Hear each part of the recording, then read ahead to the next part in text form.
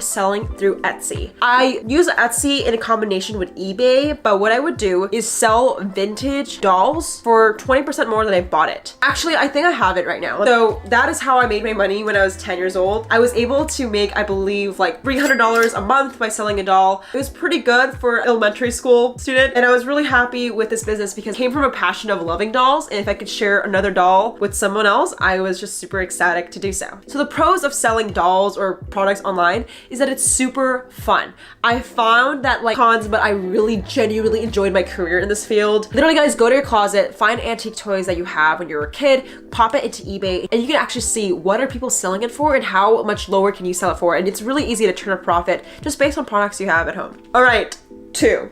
Drop shipping. So when I was 10 years old, I basically was like, fuck this shit. I want to sell other products than dolls. And I turned to Alibaba. So during this time of YouTube, it was like the kawaii age where basically all animal products were given personalities. So there was this like bear called Rilakuma. It was a famous freaking bear. And I would buy these keychains of this bear's face and sell it on Amazon. And I was able to make $5,000 a month based on that product. The pros of drop shipping in 2011 and 2012 was there's literally no competition. Now the cons is it's just now really competitive, and I would say it's pretty cost intensive, at least the way I did it. I fulfilled it out of my own home. You have to keep in mind that someone has to do those physical labor work. I'm not sure how it is right now just because I don't do that anymore, but that is just something to keep in mind. All right guys, so number 3 of how I used to make money was freelancing. You guys, if you are a student, or all you needed to do is have a single skill and make it worth for someone else. And all I did was provide photography services. My school started to know me as the Instagram girl.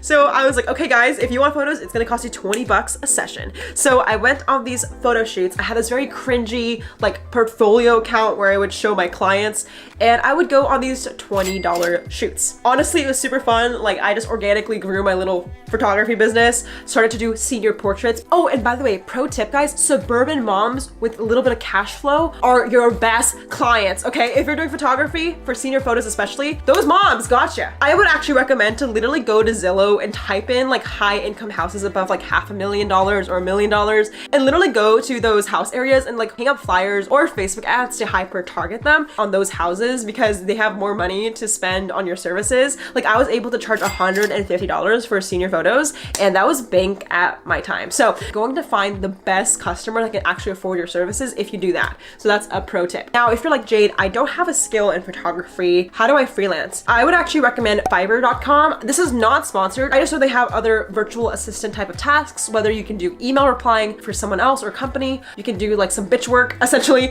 there's tons of offers on Fiverr that you can just pick up by setting up an account. And I haven't personally done it, but I definitely know there's way more skills than taking photos that you can do. So with freelancing, I was able to make $1,000 in the summer, and that was bank for me. I was just rolling in dough. So highly recommend freelancing. All right, so now for the fourth way to make money is social media. When I was around 16 or 17, that was the time I actually dropped out of high school, and it was because YouTube was starting to pick up. I make money on YouTube in 3 ways. One is AdSense, so I get placed ads you see on this video. I got paid for affiliate links, and I also got paid for sponsorships. Honestly, for a 1 million viewed video, I get paid around $4,000 to $5,000. So the pros of starting a YouTube channel is it's very profit friendly. Like you only have to invest in a camera, and my parents really did help me kind of get my feet off the ground and invest and help me get this camera. But the cons is it's not as sustainable as you think. I definitely have videos with 1 million views, but I also have videos with like 2,000 views, and that variance in views can also correlate to income. So I realized that like obviously, yeah, I made a few $1,000s through YouTube videos, but I have to diversify and create a sustainable brand. So it will lead me to my other revenue streams in just a second, but that's just something to keep in mind of when starting a YouTube channel. You have to diversify as soon as possible. So with diversification, number 5, consulting. So as my channel surpassed like 100,000 subscribers, I started to get approached by brands to consult for their Instagram and YouTube strategy to grow their brand. And I got paid like $75 an hour, which is pretty cool. Like I was able to afford an apartment in LA, travel the world, it was pretty good. Like I made a decent living, but I definitely think it's a tricky situation when you trade time for money because you could be someone's bitch easily. So I really tried to at least, charge more throughout the years. So now I do around $500 an hour, give or take. I don't do too many hourly consulting sessions anymore because I prefer to do project-based stuff. I just find that trading money for time can easily become a job. Like I didn't start a business to get employed by someone. I started a business to create my vision. So it's really important if you guys do consulting, like just to be very mindful of that because yes, it's very profitable, but you can easily. Number 6. Now I currently make money through software and my own products. So basically after consulting, like I said, I just became a year ago with my co-founder, I started a text message software called PBJ app. And this has been an amazing journey. PBJ is a text message platform for brands to use to grow their business. And for every customer we get, it's around $1,500. And the pro of software is that it's very scalable. Like adding one user doesn't cost us too much money. However, the biggest cons of doing software is it's very capital intensive at the start. Like time I started PBJ, I also started Eat Like, which is a food box. I'm not going to go too much in detail about this project, but I started a food subscription box company. Each box is $30, so we don't make a ton of profit, honestly, on the boxes. We actually lose more money.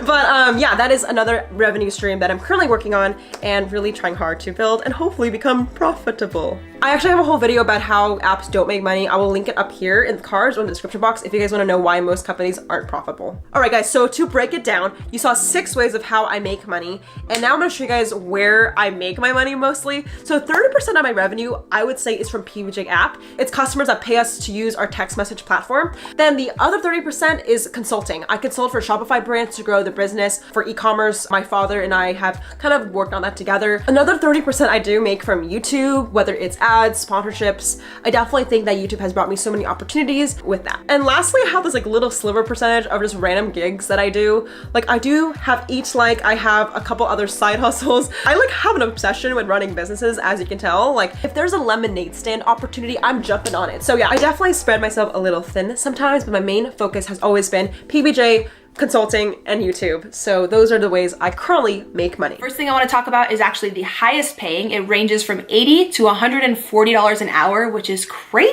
I know you guys are like, girl, where can I sign up?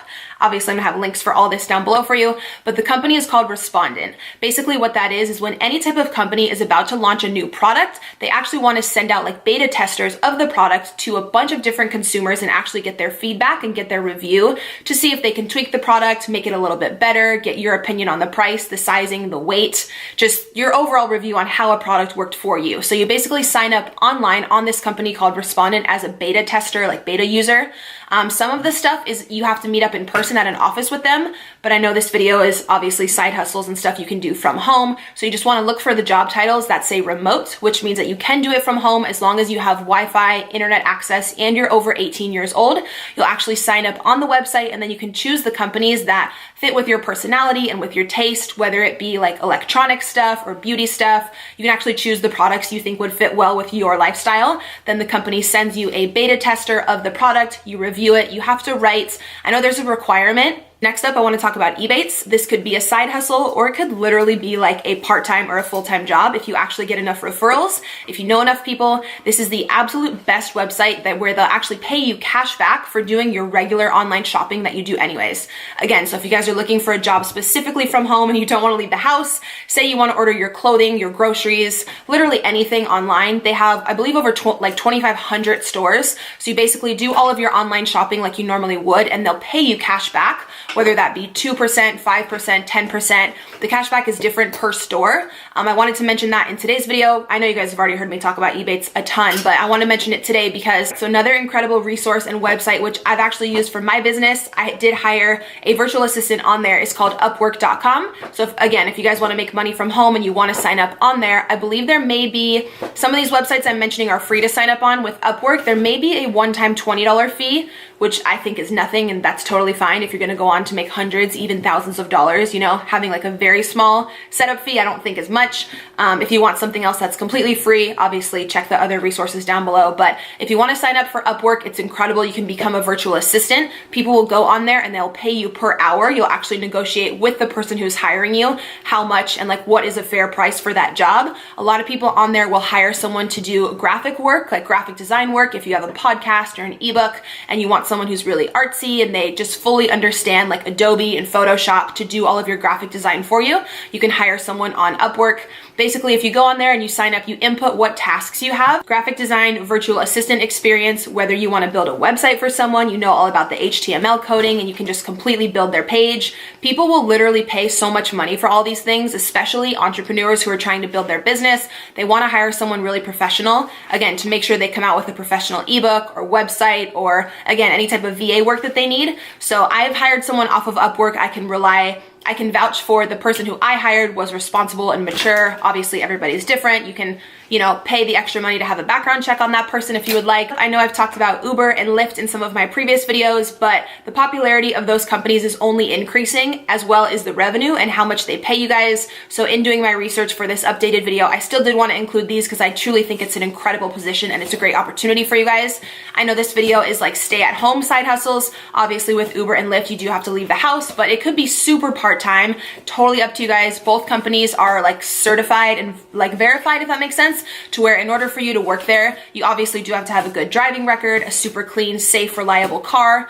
And I believe they do a background check and just, you know, make sure that you're a legit safe human to be driving other people around. But this is something really great if you're a nurse or you have a job like that that's overnight, or you have really weird hours and say you're only free from like 10 p.m. to 2 a.m. where you could really do a side hustle. You could go out into like Old Town and Uber. People always need rides home when they're drunk or, you know, when they just didn't want to drive.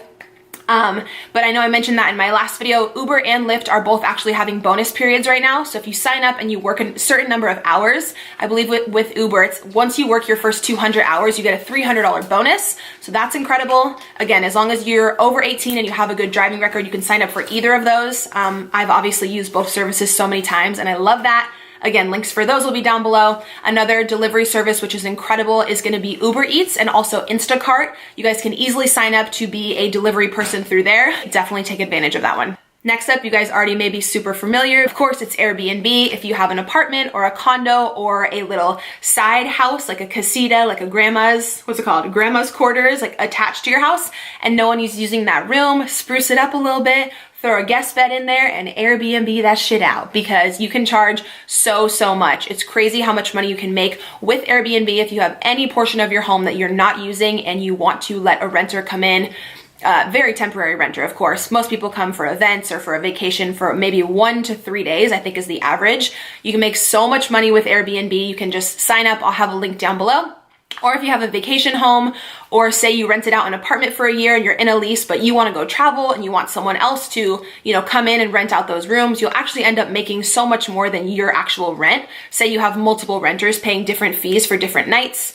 If there's like a super popular event going on or a concert or something in your city, you can charge more per night because the demand for people looking for rooms is higher. But I personally, and last, I do just want to mention selling your own stuff, your own artwork or clothing or whatever products you have around the house you may not need or something you created on Etsy, and then also on Poshmark. You guys know I've talked about Poshmark on my channel tons of times. If you have clothing you're no longer wearing that is new or it's in really good condition, you can list that on Poshmark.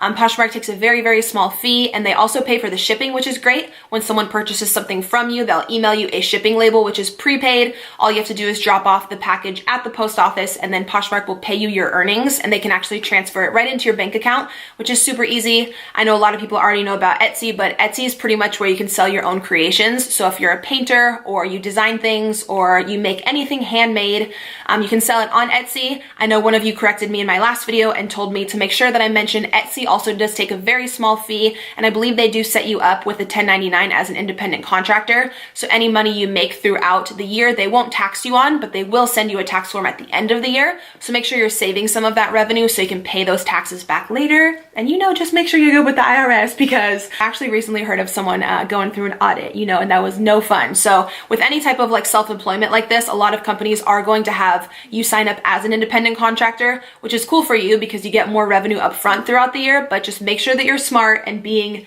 just really savvy financially and saving so that you can always pay your taxes back properly at the end of the year, you know, so you don't got any issue with Uncle Sam. That would be no good.